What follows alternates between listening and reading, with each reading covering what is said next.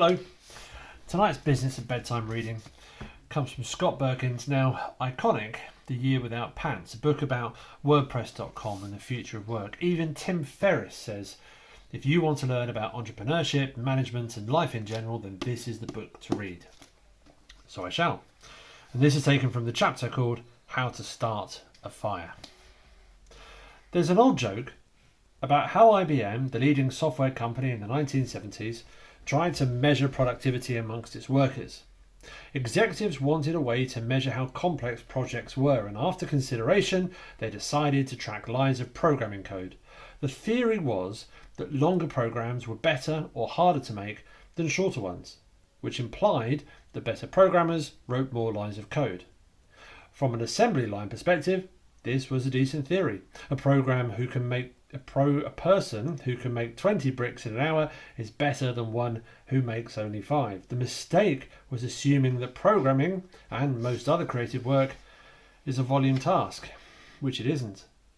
Better programmers need fewer lines of code in their projects when they're finished, not more. Only someone unfamiliar with the attributes of good programming work could invent such a backward theory. You see a similar downward spiral at schools that try to measure teacher performance. They create new student tests for evaluating teachers that reduce time teachers have to teach real lessons, which lowers their scores, which, sound surprise, leads to more testing. Put another way, there is no good KPIs for measuring KPIs. There are no good metrics for evaluating metrics, or for evaluating metrics, for evaluating metrics, for evaluating metrics, and on it goes. When a culture shifts too far into faith in data, people with great intuitions leave.